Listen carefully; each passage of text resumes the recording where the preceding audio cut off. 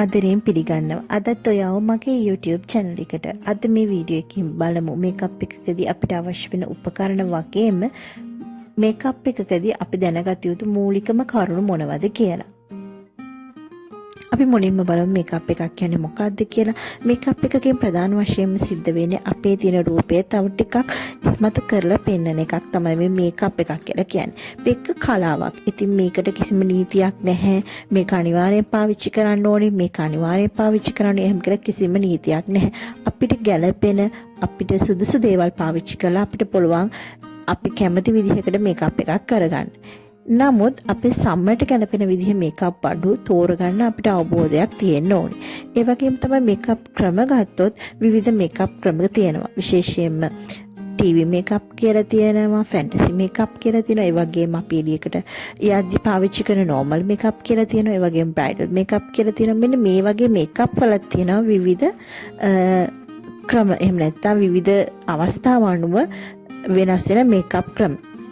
ඒ වගේම තමයි මේ මේකප් කියන කලාවත් දවසින් දවස අලුත් වෙනවා. අලුත් උපකරණ එකතු වෙනවා. නමුත් අපි මූලික දේවල් පිළිබඳව අවබෝධයක් තියෙනවා නම් අපිට පුළුවන් අපේ මේකප් එක ගෙදරදී උනත් කරගන්න. ඉතින් අපි දැන් බලමු මේකප් වලදී අපිට අවශ්‍ය වෙන්නේ මොන වගේ උපකරණද කියලා.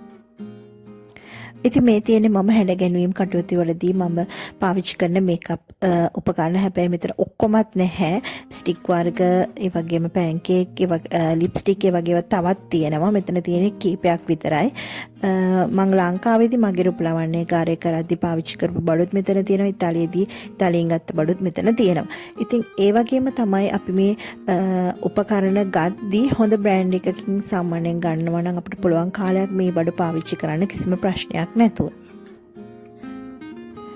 ඉතින් මෙතන තියෙන දේවල් ගැන ටිකක් පැහැදිලි කරනවා නම් මෙතන ෆ්‍රයිම් එක තියෙනවා. ඒ වගේම පැන්කේක් වර්ග තියෙනවා.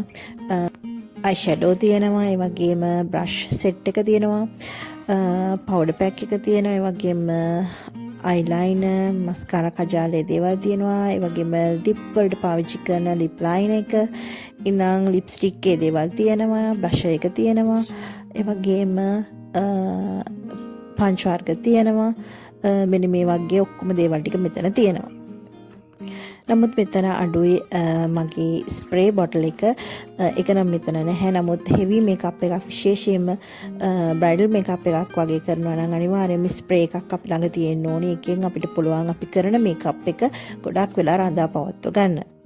ඉතින් මෙච්චර බඩු ගොඩාක් මං හිතනවා අවශ්‍ය වෙන්නේ සැලොන් එකක් කරන කෙනෙකුට විතරයි කියලා. මොකද එයාත් එක්ක ගනුදෙනු කරනවා විවිධ විදිහේ සමවල් තියෙන. ඒ වගේ මේගොල්ලන්ගේ විවිධ විදිහේ හැඩ ගැන්වීම් වලට ඒගොල්ලන් යොමු වෙනවා. මේ වගේ දේවල් නිසා ගොඩාක් මේකප් බඩු, ගොඩාක් ලිප්ස්ටික් වර්ග, ෆවුන්ඩේෂන්, පැන්කේක් මෙන්න මේ වගේ දේවල් අවශ්‍ය වෙන්නේ ගොඩක් වෙලාවට සැලොන් එකක් කරන කෙනෙකුට විතරයි. සාමාන්‍ය කෙනෙක් නම් ඔයාට අවශ්‍ය වෙන්නේ නැහැ ගොඩාක් බඩු. ඔයා සාමාන්‍යයෙන් ඔයාට ගැළපෙන ඉස්ලාම ෆ්‍රයිම් එකක් තෝරගන්න ඕනේ. ඊට පස්සේ ෆවුන්ඩේෂන් එකක්, ලික්විඩ් හෝ ස්ටික් එකක්. ඊට අමතරව ඔයාට පුළුවන් පවුඩර් එක තෝරගන්න. ඒ වගේම ඔයාට පුළුවන් ලිප්ස්ටික් දෙකක් හෝ තුනක් ඔයාගාව තිබුණොත් ඒ හොඳටම ඇති. ඒ වගේම තමයි ඔයාට පුළුවන් අයි ෂැඩෝ සෙට් එකක් ගන්න. ලොකු ගණන් වලට යනතු සාමාන්‍ය ඒව තියෙනවා දැන් වෙළඳ පොලේ මිලදී ගන්න. ඒ වගේම අයිලයිනර්, අයිබ්‍රෝ පෙන්සිල් එක, කජාල් එක මෙන්න මේ ටික ඔයාට ගන්න පුළුවන්. ඒ වගේම ඔයාට පංච් දෙකක් විතර තිබුණාම ඇති. ඒ වගේම බ්‍රෂ් එකක් තිබුණාම ඇති. ඒ වගේ බ්ලෂ් වගේ දේවල් පාවිච්චි කරන්න ඔයාට බ්ලෂ් එකකුත් කැමති නම් ළඟ තියාගන්න පුළුවන්. ඉතින් සරල මේකප් එකකට මෙන්න මේ ටික තිබුණාම හොඳටම ඇති. අනිත් කාරණේ තමයි අපි දන්නවා අපි එළියට ගිහිල්ලා shopping කරන්න ගියාම දකින මේකප් බඩු, ලිප්ස්ටික් වර්ග සමහරක් වෙලාවට ගන්නවා. නමුත් ඒවා පාවිච්චි කරන්නේත් නැහැ. ඉතින් ඔයා ගොඩාක් වෙලාවට ගෘහිණියක් නම් අම්මා කෙනෙක් නම් ඔයාට යම්කිසි බජට් එකක් තියෙනවා වේදම් කරන්න පුළුවන්. ඉතින් අනවශ්‍ය විදිහට මේකප් බඩු ගෙනහිල්ලා තියාගෙන ඒවා පාවිච්චි කරන්නෙත් නැතුව තියාගන්නවට වැඩිය තමුන්ගේ සම්මානුව සමුට ගැළපෙන විදිහට මේකප් බඩු ටිකක් අරගෙන තියාගත්තාම ඒක හොඳටම ප්‍රමාණවත් කියලා තමයි මම නම් විශ්වාස කරන්නේ.